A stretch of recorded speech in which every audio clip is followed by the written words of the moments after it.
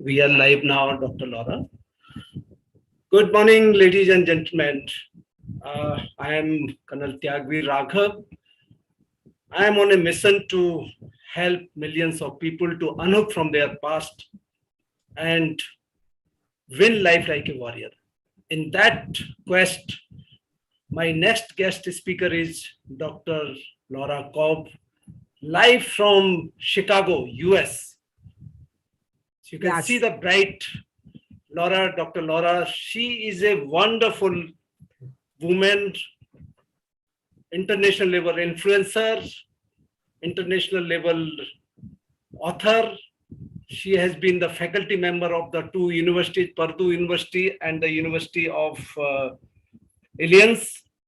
And in addition to that, she is doctorate in the child development and the family.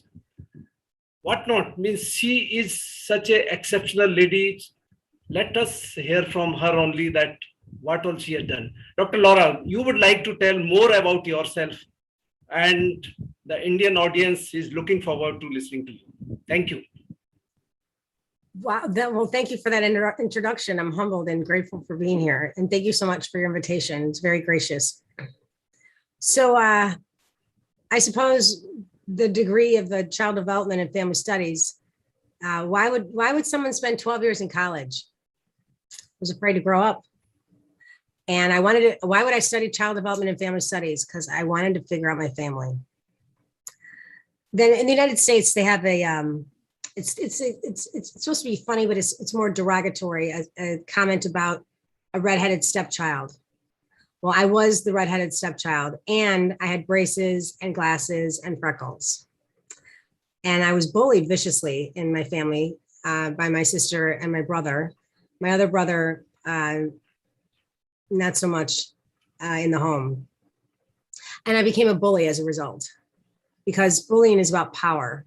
We're trying to gain power and to wield that power. And my sister was the pretty one, and she was the popular one. And I never felt like I had a voice. And I always wanted to speak up. I remember when I was in third grade, I changed my grades. I changed my one grade in listening. Listening was a grade that we received throughout our grammar in grammar school, the third grade. I think I was 8, maybe 9.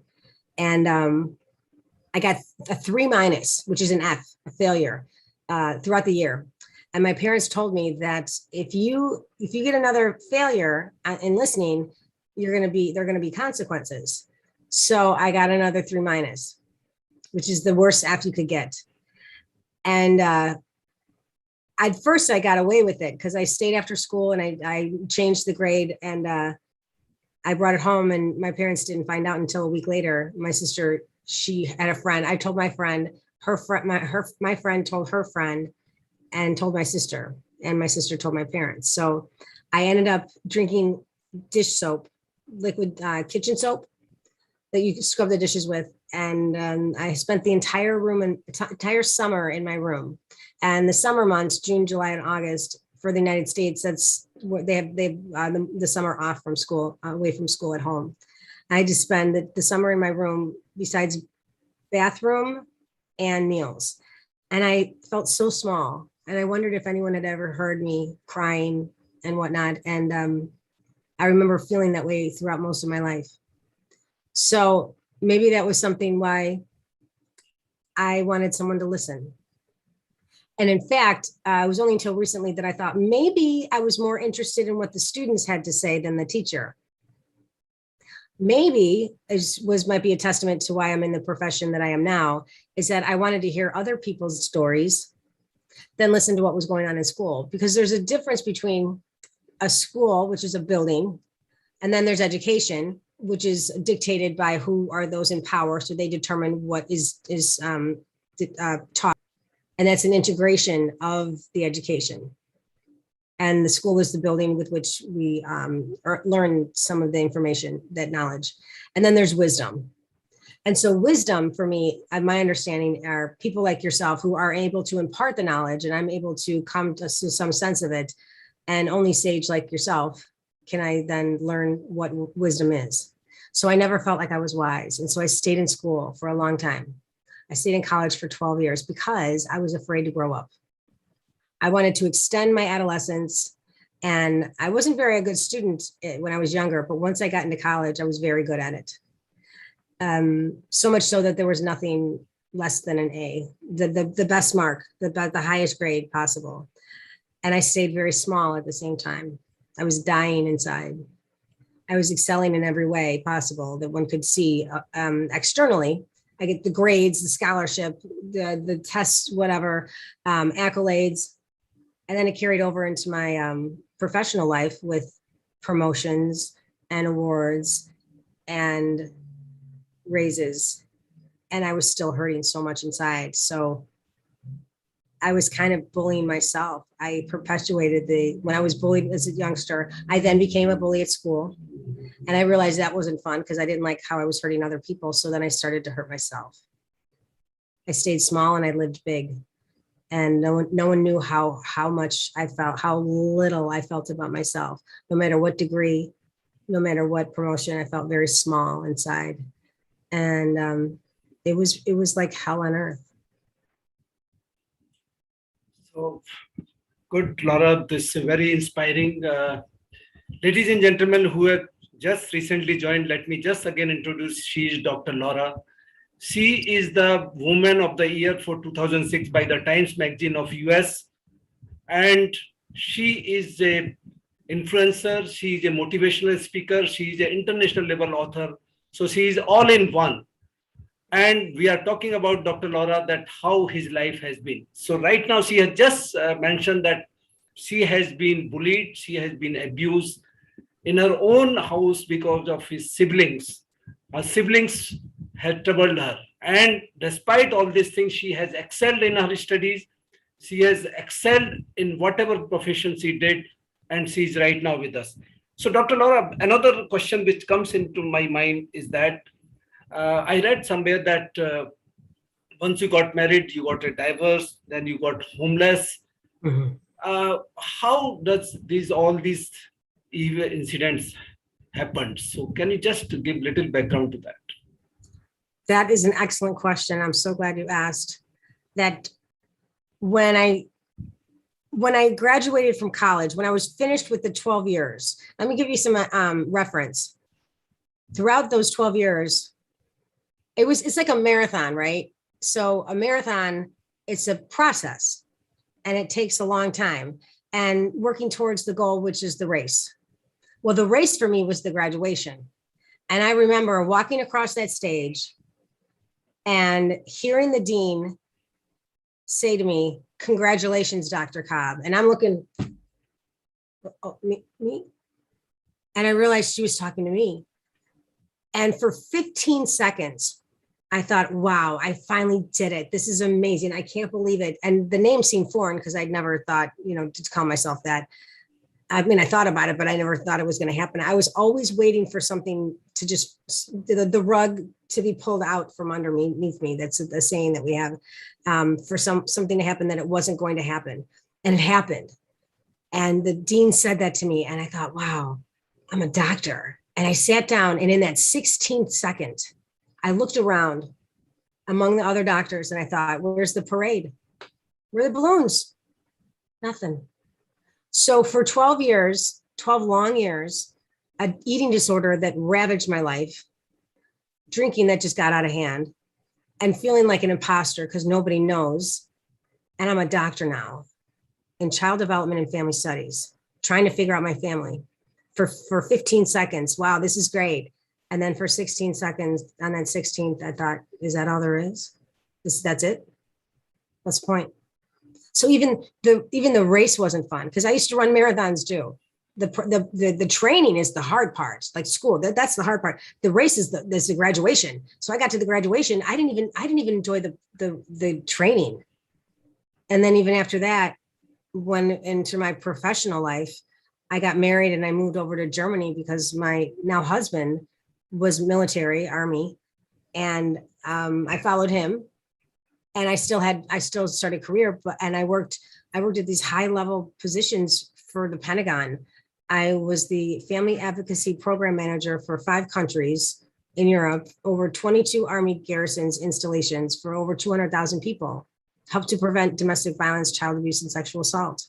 And nobody knew that I was still killing myself with this terrible eating disorder. I would never wish that on anyone. That just ruled my life. And I'm Dr. Laura, supposed to know it all. I can't even manage my own life. And the one thing I wanted more than anything else was a child. And the damage I did to my body, I didn't know if I was, because of the harm that I did to my body, if I was able to have a child. And then I got pregnant and it wouldn't register. I wouldn't, because I had miscarriages and such. And even with extra advanced medical help, I couldn't buy into the fact that everything I ever wanted, I had it. And then I had my son. And after that, it just spiraled out of control. Everything I ever wanted in my entire life, I had. And I was completely lonely and so unhappy, just so unhappy. And that's when it spiraled out of control. I went to a few rehabs, I got well, and then I ended up homeless. So that was about 5 or 6 years later. And that's not today. Today, backtrack. I remember sitting on a cold rock in the middle of winter. Now, I don't know the climate in India. From what I've heard, it's kind of hot, not hot. Well, maybe in the summer in Chicago, just a little bit. In the winter, it's very cold. And to the extent that I was sitting on a rock in the winter in Chicago, and my fingers and my toes were wet, and my toes have frostbite. And I'm shivering, wondering, where am I going to sleep tomorrow? I'm waiting to get in line. I'm in line waiting to get into the shelter for that night. And it's just me. And I'm thinking to myself, I don't want to sleep with the rats tomorrow night. What am I going to do? What am I going to do during the day tomorrow? What am I going to do to pass the time? And I couldn't ask for help. So what I realized is that all the joy that I had from all the service work that I did, and I loved it. I absolutely adore serving because that's my purpose, really. My purpose is to serve. And I couldn't ask for help. So then Brene Brown, I don't know if you're familiar with her, she's an author, and she writes about shame and guilt and vulnerability and living a wholehearted life. And I realized with her guidance from her books and her guidance is that what right do I have to prevent others from obtaining and receiving the same joy that I know that I receive when I'm able to help others? And if I'm afraid if I'm afraid because I don't want to be a burden, then what's my unconscious, what's my subconscious mentality is that if I ask for help, then I don't want to be a burden on them. So then what does it say about when they ask for help from me? So I got down on one knee and I was able to finally stand up.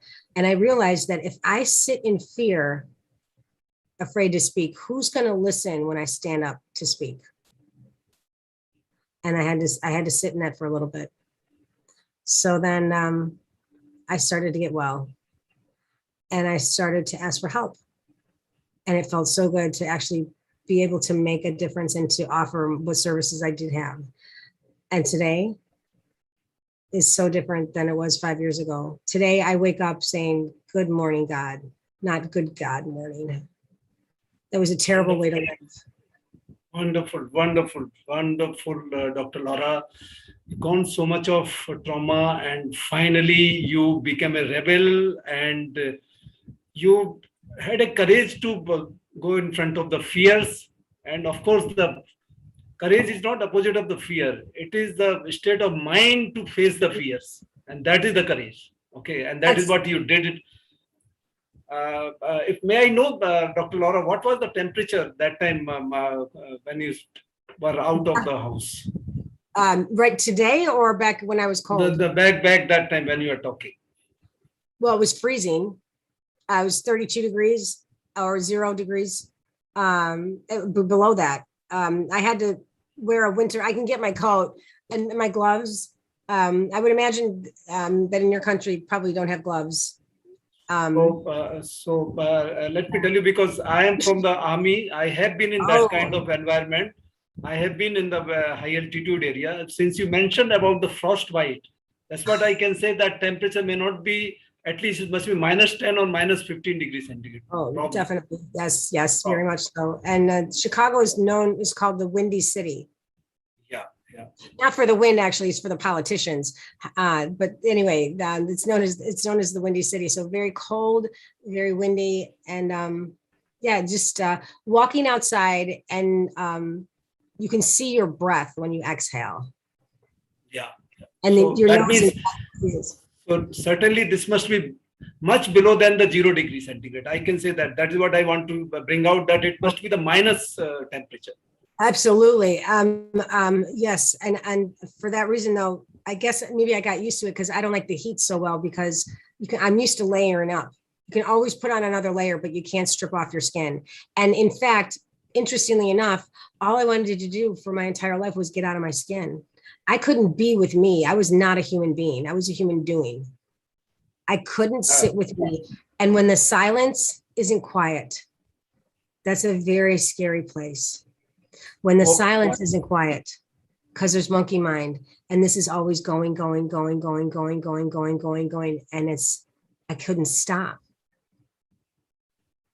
So what I missed out was my relationships. I missed out on, people ask me when I was in rehab, did you ever steal money, or did you ever, I stole time from my son. That's very hard to sit with. And the beautiful thing about that today is he's 12 now. And he says he's so proud of me because mom was confused before. He's bigger than me now. He's 12. He's taller than me. His voice has changed. He's like, no, I missed out so much. He's such a big boy.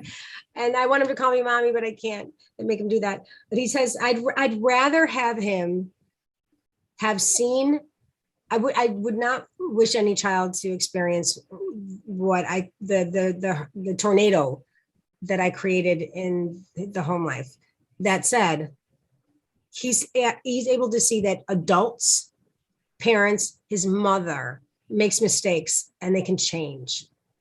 And I remember when I was getting sober from alcohol, I remember my mother asking me, don't you want to see him walk down the aisle or get married or have children? And I couldn't do it for him. I had to do it for myself. There was no way I could do it for him. And now I think I'd rather have him see adults, a parent, his mother, get strong enough to say she changed her life around and look at her now, than to have everything so perfect, because it's not. Everybody has something. You have something. I don't know what it is. Every single person who's watching this right now, you have something. There are people out there who can help, who want to help. And I know it's hard to ask for help because you don't want to be a burden and you don't want to bother anybody. Please, I implore you, I beg of you. There are people who want to help because they know what it's like to sit on that rock, and you don't want to sit the rock. Drop that rock.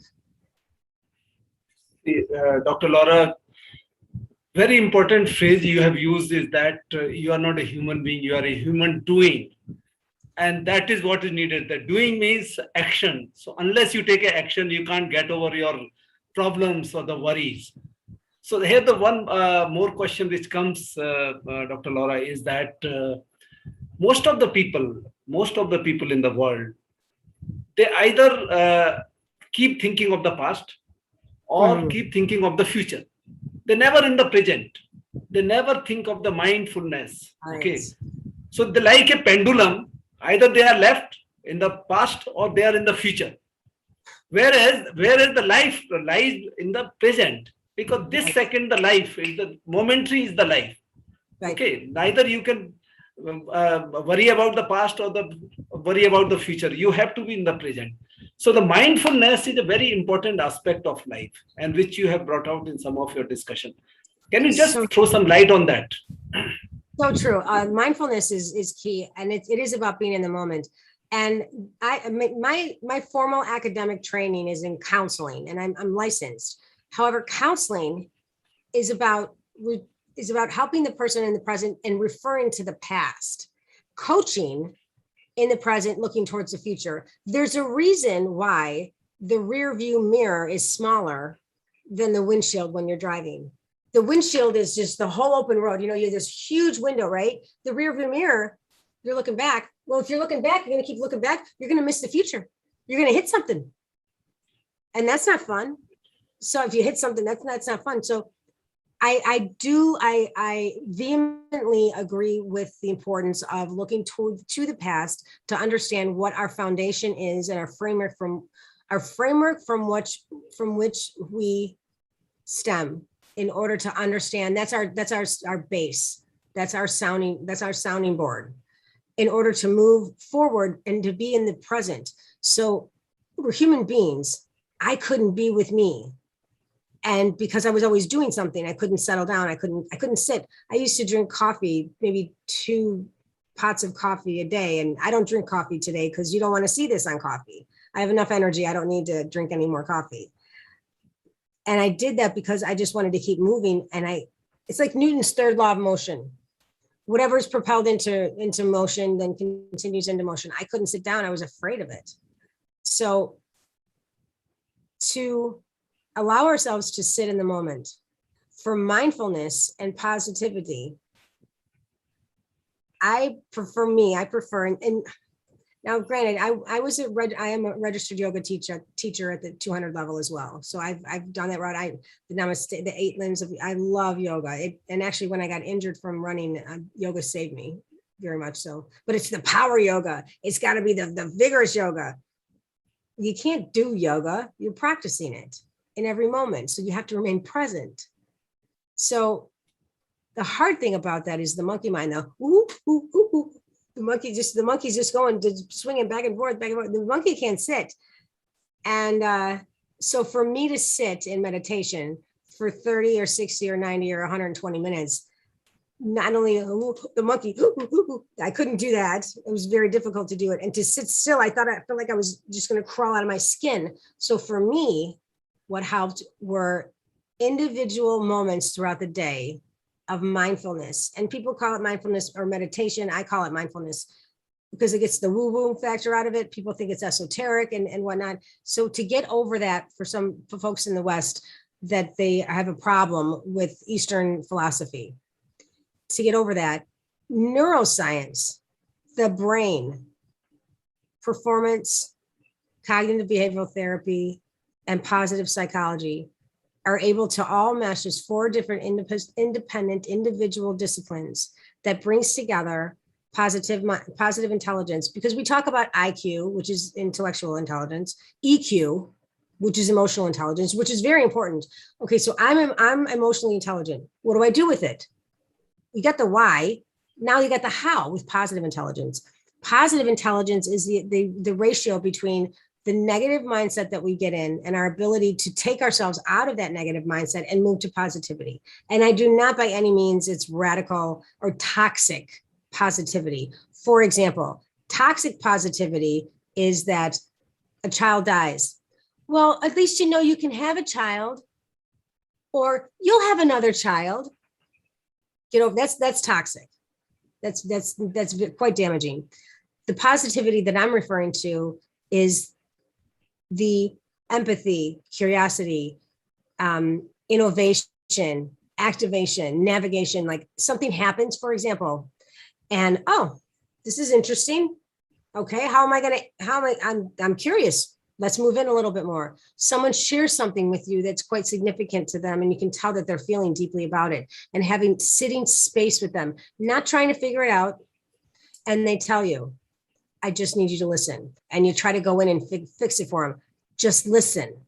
And then, well, maybe we could do this. Just listen. They're telling you what, and to actually save and share that sacred space with them. Empathy. So to be able to turn and navigate the perspective of, if your hand's on the hot stove, okay, pain. There are no negative emotions unless we label them as such. So for example, there's a hot burner on a stove. You place your hand on it. Okay. How long are you going to keep your hand on it? How long? There's a hot burner. How long am I going to keep my hand on it? Not long. It hurts. Okay. Yeah. That's not fun. So what happens is what we can be able to do, if you're procrastinating, if you're a stickler, like everything, you're a perfectionist, if you're hypervigilant, the saber-toothed tiger is going to come out to get me. If you're A pleaser, people pleaser. I'm going to do everything for everybody else. And then I get mad when they don't reciprocate. They didn't even know they were part of the equation. They're not even aware. Or I give so much of me, I have nothing else to give and I'm completely depleted. Or a hyper tasker. I'm doing all this stuff. I got 10 things, balls going in the air, but I'm not productive. I'm busy, but I'm not productive. Those are all ways in which we hijack ourselves. We're sabotaged by those, we call them saboteurs. So how then, in any of those situations, let's say that I'm a hyperachiever, I'll get another degree, I'll get another promotion, I'll get a raise. It's fleeting. It doesn't fill me up. That's a tangible item, which you cannot fill you cannot fill an intangible well, a vessel, with a tangible object. It just doesn't work. It's like fitting a square peg in a round hole. So then each one of those additional saboteurs that infect us, we learn them when we're young and they serve us then. They don't serve us when we're older. You can have them, they hijack you. And then, so how long am I going to stay in that? That's not fun. So with positive intelligence, we become aware with this micro spurts of fitness, little mental fitness exercises throughout the day when we're hijacked to get ourselves out of that. We go to the gym for our physical exercise, yeah? So why not exercise our physical muscles, our mental muscles, our mental, yes, very important. Mental fitness, so, to be able to train our brain to switch over to the other side. Few things, Laura, which came out from this discussion is, firstly, you said that perfection is just a perception. There is nothing is perfect in this world. It is just a perception. So never change for the perfection. That is the one important thing you brought out. Another thing you said that action means unless you take an action, nothing will achieve. Means that is the productivity, and you are doing something. Means unless you are productive, it is of no use. So productivity, one has to look for it. Means the outcome has to come, the result has to come. Just working for the day and night will not work. It has to be the outcome. Absolutely. And then, then another thing which you said is about you should find out your why. Yes. And then, then how. Okay, and then once you know the why and how, then you should know to whom. So that's why and how for whom. Okay. Right, yes. It's who, what, when, where, why, how. Okay, yes. So I got goosebumps right now. I'm so excited. Okay, first, there's 3 frogs on a log. 2 decide to jump off. How many are left? 3 frogs on a log.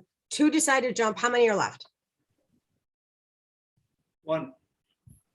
3. They decided to jump off. They didn't do it. Okay. You can, I know, it's like, I love that one. You can decide, I'm going to do it. I'm going to change. You'll see, I'm making a change.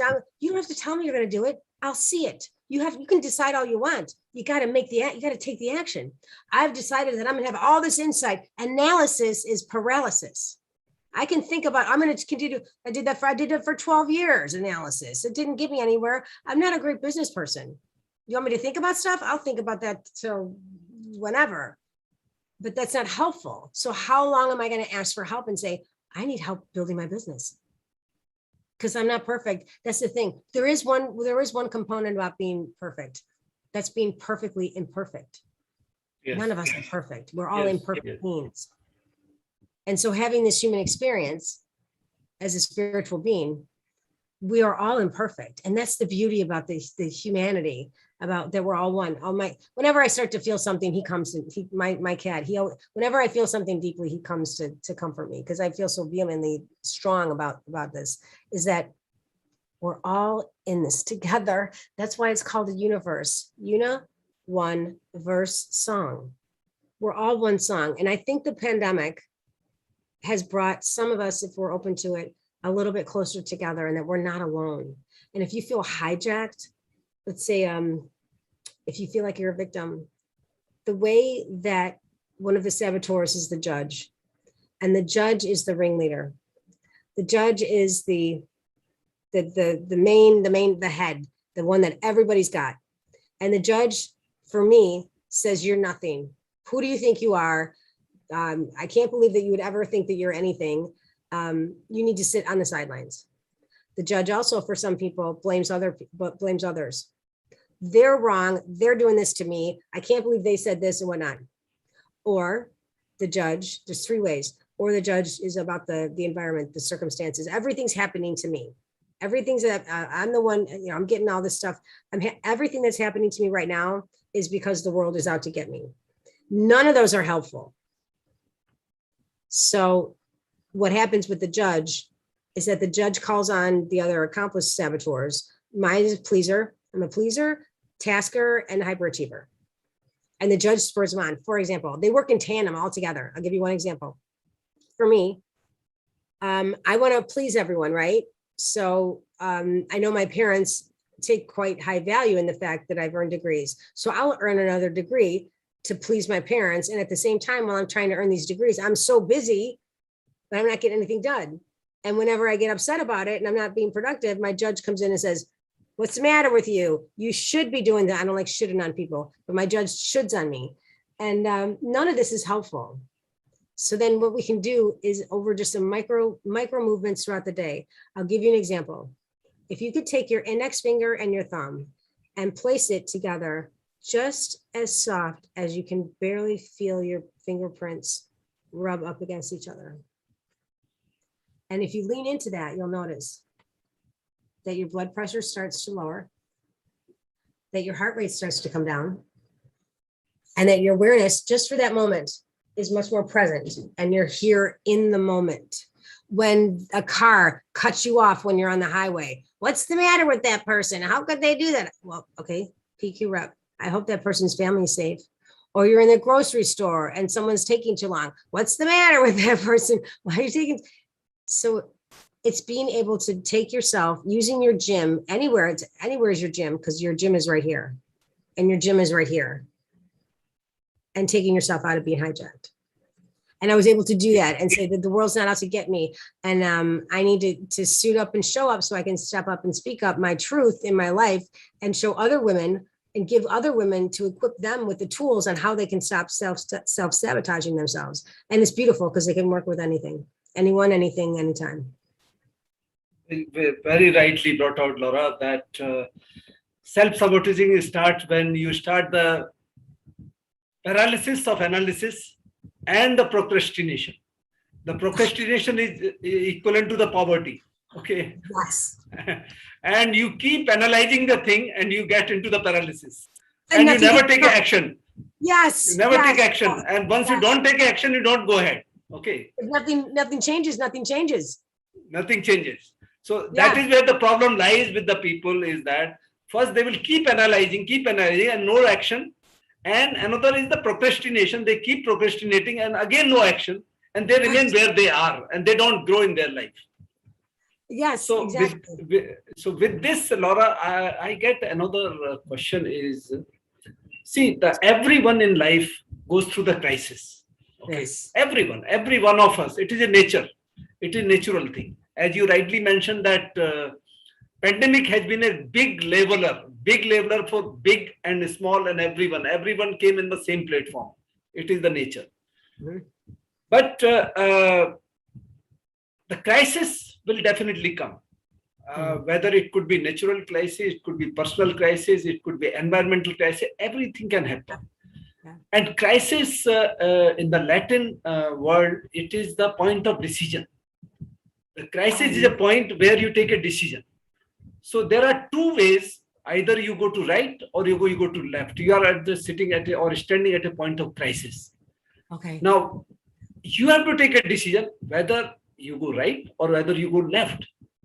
Right, if you go, it is you are progressing. Left, if you go, you are digressing. So, yes. So the point is, in such a scenario, either you could be transformational, or you can take a route of transforming yourself or self-developing yourself, or you can take a route of self-sabotaging yourself. So you are standing at a point of crisis. The one route is self-sabotaging. Another route could be self-transformation. What I mean to say, you are in a trouble. One thing is that you can fight the situation and grow. Another thing is that you self-sabotage, you commit a suicide-like thing. So under these circumstances, how would you like to express your views on this? I think you're just dead on. Exactly. I mean, you name it, you claim it. Okay, you named it specifically. You're tracking big time. So what happens is that when we get in that self-sabotage, our brains got us. Let's say someone is having a difficult time in their life. Maybe they have a lot of stress, anxiety, imposter syndrome, just fear, procrastination, and all that's.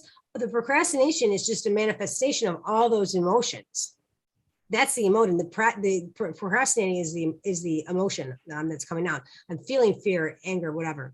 So for us to name it, that's only one part. I can name, okay, how shall I say? Not even I'm going to, is that I can name that, okay, I've won, let's say I just won an event or I won a competition. Let's say I was at the Olympics. Okay, and I'm Simone Biles, and I just won a bronze medal on the balance beam. Okay, I can name that. What am I going to do with it? So what? When you don't receive or have the experience that you want to have, what are you going to do about it? It's all about taking action. This is not a sit back, sit in the back on the side and just watch the. Oh, I have an affirmation. I'm manifesting that I'm good enough. I'm smart enough. And gosh darn it, people like me. Okay, that's an affirmation. So what? So what? You have to take action. Yes, you have to. And the thing about it is that if you've ever gone to the fitness center, the gymnasium, you go there literally when you were, and I can say this as a certified personal trainer, you go to the gym to lift weights in order to break them down. Whenever you had a soreness in your muscles, that's what that is. You've broken them down. So what happens is that the body works in overdrive. It starts to kick in because it doesn't want the body to be sick or hurt. So then you become stronger. So when these things happen to you, or now say when I should happen to you, when you experience difficult times, struggles, and challenges in your life, what do you do with that? You can either sit there and nothing changes. You can keep your hand on the stove because eventually it's not productive to sit there all day. And it's not productive not to have human connection in some fashion. So eventually you suit up and you stand up so you can step up and speak up. So you don't stay there. And what gets you out of that, you can't go to the gym once a month to maintain your fitness level. You have to go there on a daily basis. Sometimes every other day, depends on what your program is. So that's what we do is we infiltrate our days sporadically with just a 2-minute audio clip. Hello, this is so-and-so, and we're going to focus on your breath. Just notice that your breath is, notice the temperature of your breath as it's coming into your nostrils, and then the temperature of your breath as it's exhaling through your nostrils. That's totally different. When you become aware of what you're becoming aware of, then you're more aware of everything that could happen. The possibilities are endless. So powerful, so powerful. Very powerful, Laura, Dr. Laura. Just take this discussion further. Ladies and gentlemen, those who have joined late, let me just remind you, with me is Dr. Laura Cobb from Chicago. She's live. She is a great influencer. She is an international level author. She is the woman of year 2006 by the Time magazine. And she is a doctor in child psychology and families. So we are in discussion with her and we are talking about the life the way it should be, And she has answered many questions so far. So in that sequence, another question, Dr. Laura, is that, see, we all have troubles. We all have problems in life. What is important is that how to bounce back after the failures. Okay. There are a lot of failures you will come across, and the failure is always a stepping stone toward the success. And the far end of the failure is again the success. So just to bounce back, what is important is the resilience in life. You should have a resilience within you. Yes. And unless you have a resilience like a spring, you will get stuck. Okay, you will be held up by the circumstances. Okay, so rather than being held up by the circumstances, you should extend your consciousness or your context. Yes. So in this perspective, what would you like to comment on as far the resilience part of the people is concerned? You know, what was coming up with me when you were saying that, for some reason, I'm reflecting and almost back into the experience of when I was teaching yoga, and we'd have these gong ceremonies, and they were amazing. And it was so present. I could not differentiate my physical body into the earth. It was just one. It was just like love and just gentle holding is what I felt like.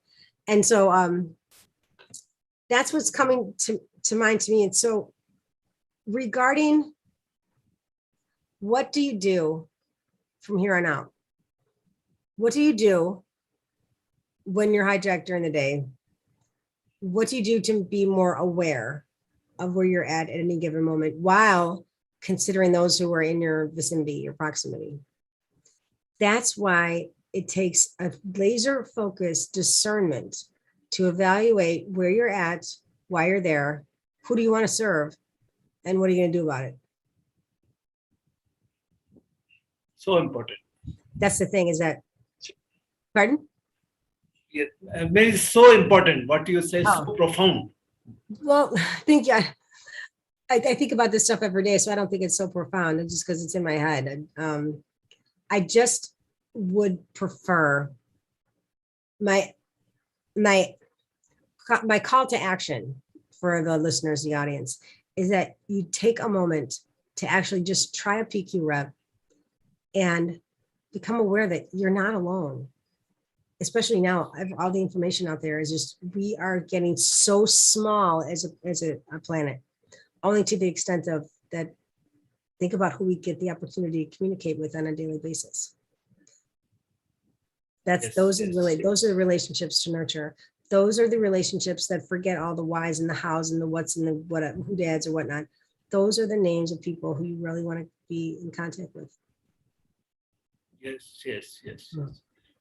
Just to add a little bit about that, resilience, I think that resilience, one could be resilient provided he have a bit of courage, perseverance, and of course, action taker. Yes. So these three things will make you resilient. If you are having the perseverance within you, you are action taker, and courage at the time of crisis. Right. And I think what you said, I don't know if you have this in India, but Rocky Balboa, Sylvester Stallone, a movie. Did you have the boxer? He was my childhood hero. I swear, I could listen to the second Rocky 2. I could tell you every single word in that movie because I watched it that much. So the passion's got to be there. And if you're not thoroughly enjoying what foods and items to help, ways in which you don't have to fall back. I'd rather fail forward. Why? Because life is not going to be fun. You're going to get knocked down. None of us were able to run before we could crawl.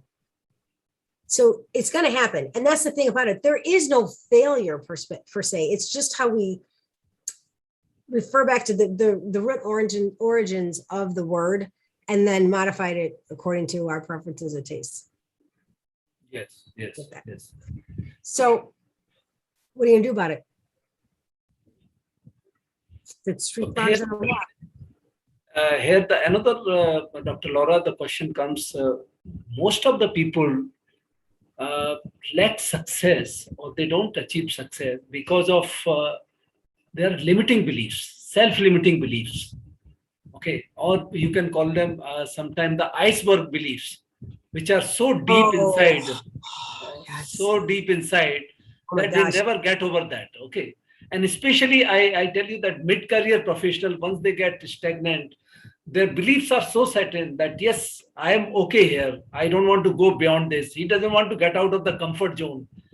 So what do you would like to suggest to those people who are the victim of the self-limiting beliefs?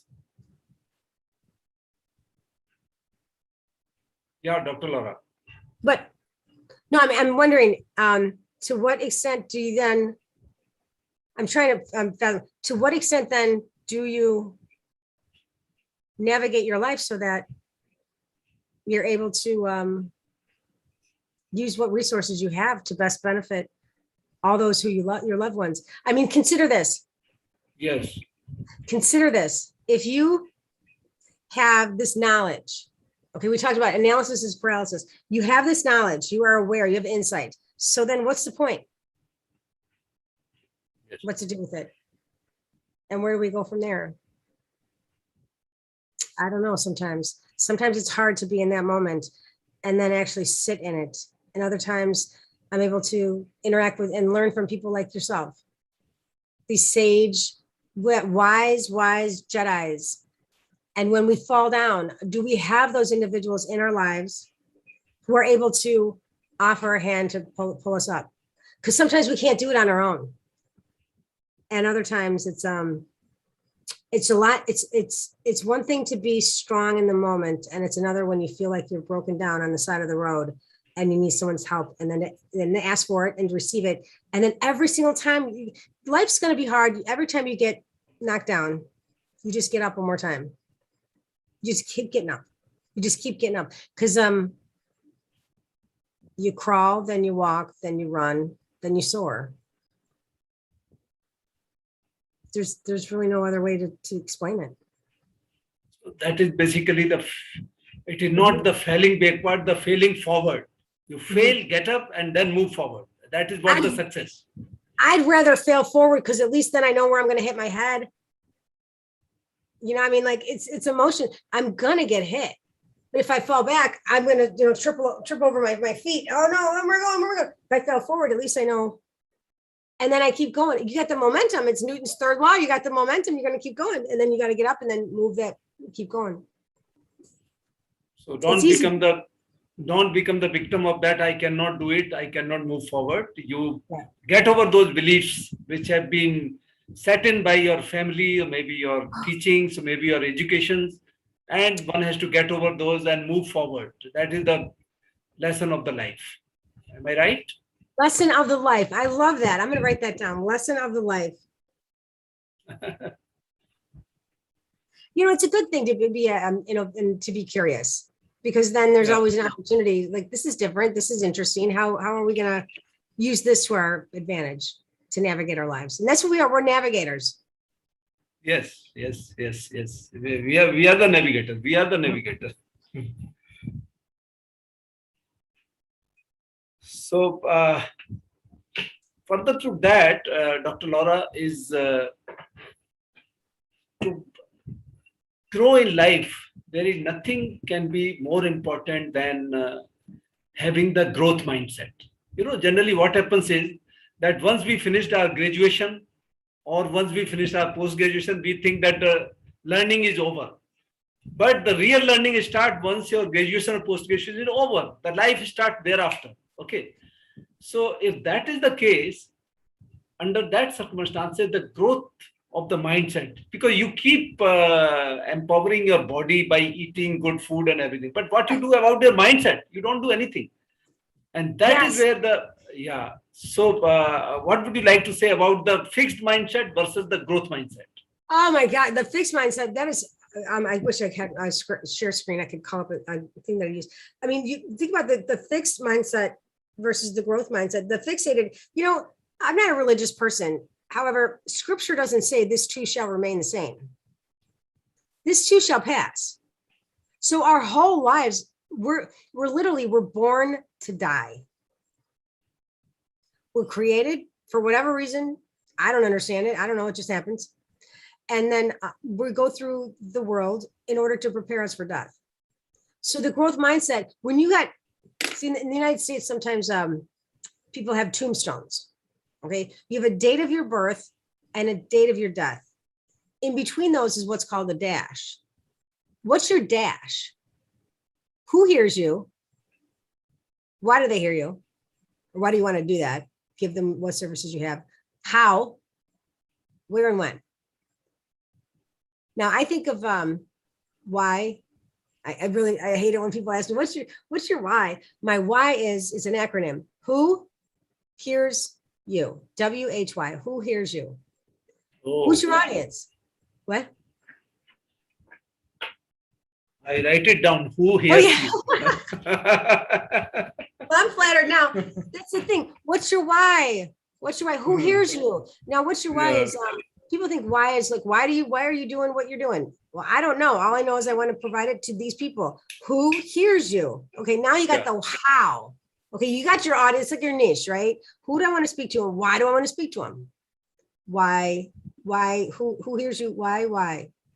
I used to hate I remember my stepmother telling me when I was little, if you ask why one more time, I was going to be in trouble. And I'm just a child going, I'm just loving life right now. Like, do you remember? Oh, that's how that works. Do you remember those moments in your life thinking, now I get it. What's your why? Who hears you? What resonates with you? Who do you want to speak to? And not to give them information that they just might not be privy to. Likewise, I think it's very important to say that it's important to listen to your clients. What's the relationship like with your clients?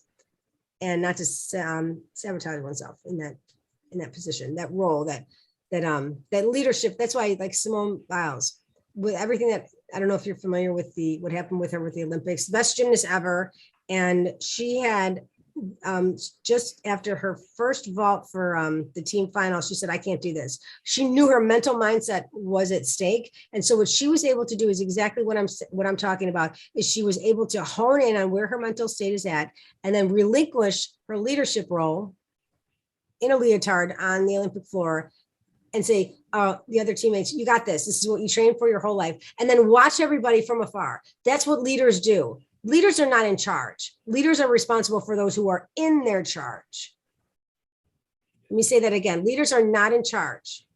Leaders are responsible for those who are in their charge. So having that mindset, that present focused mindset, let's just say 5 o'clock in the morning, event starts, and the individuals who show up super early, kind of can count on them a lot. Okay, they're gung-ho, whatnot. They might just be coming in from the night before. At the same time, who's going to be there when something doesn't happen the way that one intended to happen? Like, let's say a fire hydrant, like blows up and all this water's coming out. How are leaders going to be able to lean into this experience and not take charge, but to monitor in order to employ those who can be in charge? That's why leaders sometimes are the softest introvert in the room, because they see everything that's going on and they're not in the thick of it. Like for me, I'm an extrovert. So I can't see certain things because I'm all about networking in a way that works well with me. So somebody else can come in and say, with laser focused discernment, and say, this is not going to be able to maximize the money that you need. And then we come back to people like with you and say, what do you think about this? And then some exchange comes into play.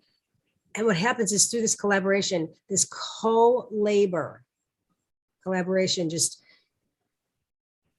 is an amazing opportunity to network with some more people and then share the message. We got to get this message out because mental fitness is everything.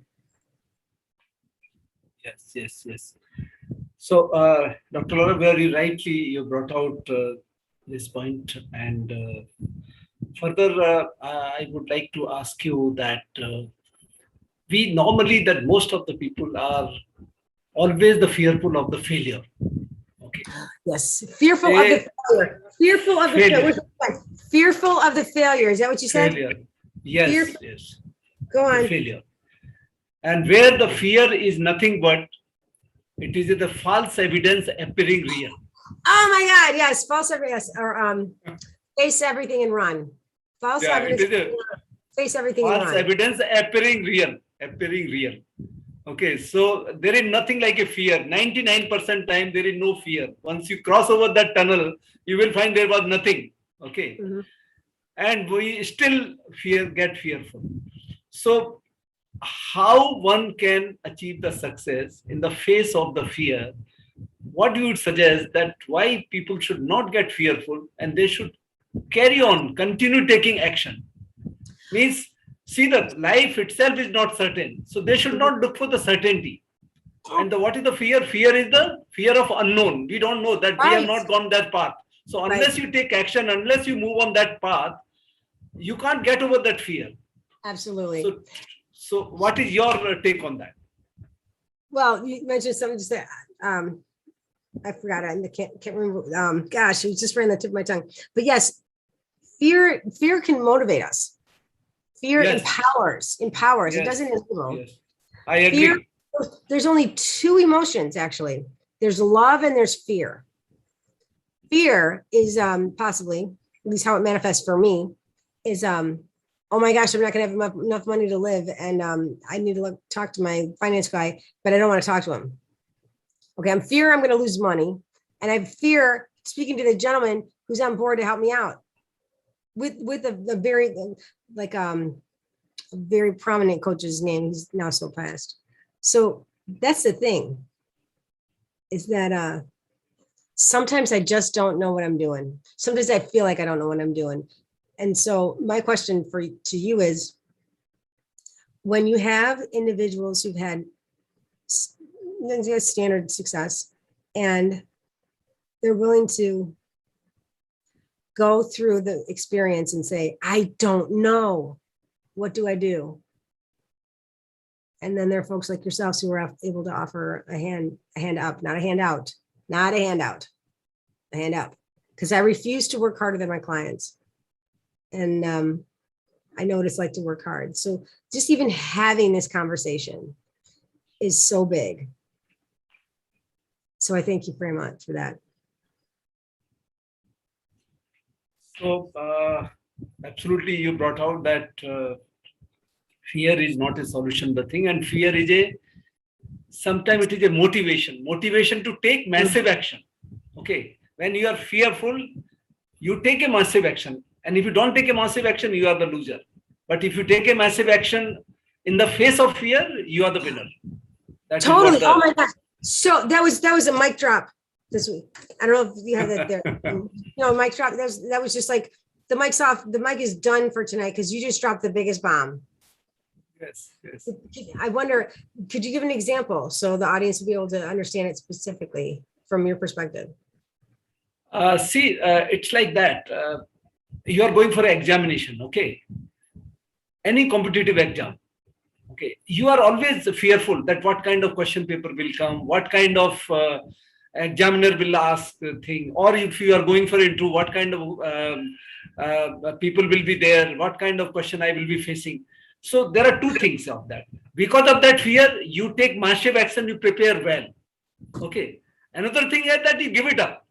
You don't even take the exam. So unless you take the action, so the fear makes you to be more motivated and doing the more action. Yes. And that is why the fear is your friend. I say the fear is your friend.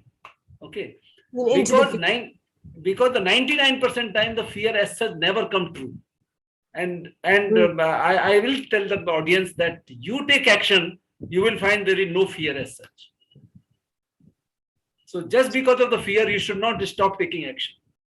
Absolutely. Now, the fear is going to be there. Okay. Because, okay, let's say that you're invited to speak at an engagement and you're really nervous. And then let's say you're getting ready to go on a roller coaster ride or zip line or whatever, and you're really nervous. The body cannot distinguish between the emotions that we put on it, our feelings. We cannot, how should I say this? I just lost my train of thought. Okay. Yeah, I just lost my train of thought. Doesn't make a difference. You reconcile your thoughts. Fear and love are the same. Physiologically, our bodies respond to fear and love in the same way. It's the label that we attribute to whatever gender they prefer, whoever, whatever we're looking at. So like, we have this energy inside of us. You have the same energy as do I. How you structure your day, how you set up your relationship in your kitchen, all that. It's kind of fun. At the same time, it's empowering to know I'm gonna fail. It's gonna happen at some point. I just need to be ready for when it does happen. And that's what these fitness exercises, what they all mean. Absolutely, absolutely, Laura. Uh, Another point which you have just brought out about the collaboration, okay? Because the most of the people are struggling in the competition. Okay, they Yes. are competing with the neighbor, they are competing with the colleagues, they are competing with the surroundings, and in the bargain, they are losing the happiness of life, they are losing the health, they are losing the relationships just because of competition. But what I personally feel is the time of collaboration. Okay, you must collaborate among the people, among the colleagues, or among the workplace. Mhm. Okay, and what is that? That this means that you should have a win-win situation rather than the win-lose or lose-win situation. How would you like to comment on this? I think it's, I think that it's challenging to make any assumption about what we can or can't do. Calling something or labeling something in the moment is very challenging. I would think that growing it out would be even more challenging. That's what I have on that. That we're all just works in progress. You know, I mean, think about it. Right when we come out of the chute, we're trained, we're socialized on how to live our lives. And I think the most important thing for me right now is to teach my son how to deal with and cope with all these emotions that he's feeling inside. It's the same thing for me. Mm. It's an extension of my childhood. I learned a little bit along the way. And it comes down to what you're learning in kindergarten. I don't know if they have kindergarten, the name of it. It's like for 5 to 6 year olds the year before their first grade. Yes. I think it comes down to that. Yes. What Yes. is your why? What do you want? What do you want? Why do you want it? How do you want it? We're going to go and give it. That's it. Yes. Yes. Yes. And that is what the win-win situation is. Sorry? That is where the win-win situation comes. Winning. Okay, so what is winning? That you're better than you were the day before. That you went out and you showed up. That can be winning. Does it have to be the medal? Does it have to be the number one medal? That's the thing about collaboration versus cooperation. Yes. Have you ever heard of the game musical chairs? Yes. Yes. We have. You know, the circle? Yes. Okay, Yes. so I used to teach this exercise when I was a graduate student at Illinois State University. I was teaching for the department. And I used to use this this exercise. It was super fun. One year, one of the Marines, which is like the best in the States, whatever, he broke his finger. Okay, so I'm in the room and my moderator's there. So we can look for trolls. And we got some folks here on the stage, which is amazing. So what do you do about it? Okay. You call on them to say, what are you going to do about it? You ask them their what, where, why, when, how. It's easy.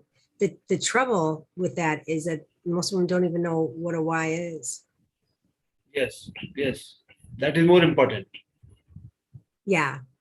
Most important thing is to, I say pretty much going back into young childhood is gets well with others, gets along well with others and keeps hands to self.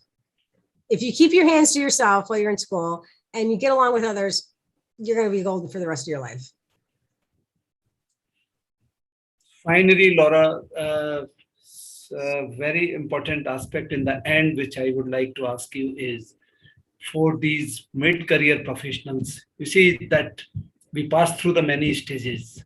The stage is survival stage, then secure, and then success. And everybody wants to reach the significance or the fulfillment.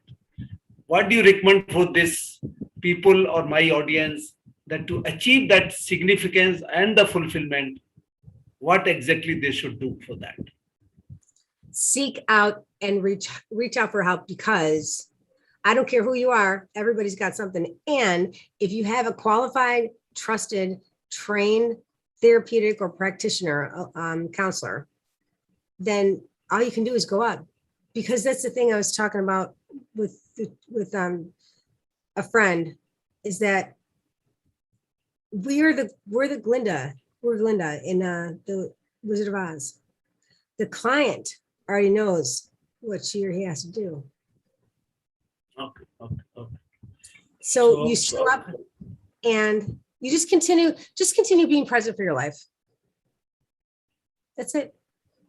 Yeah, yeah. So if you know the purpose of your life, you work towards that, you will get fulfillment and you will get the significance of life. Well, I don't know if you're going to reach samadhi. Yeah. I mean, utopia, enlightenment, maybe. It's just enjoy the process. That's it. Don't sacrifice relationships and enjoy the process. Absolutely, absolutely. As relationships are very important to achieve the significance and the fulfillment in life.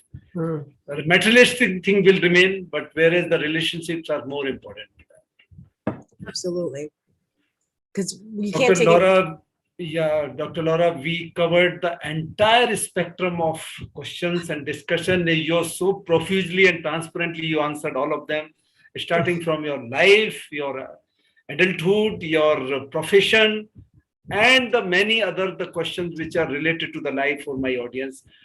I, on behalf of my audience, thank you so much for being such a kind and transparent speaker and giving answers so beautifully for everything.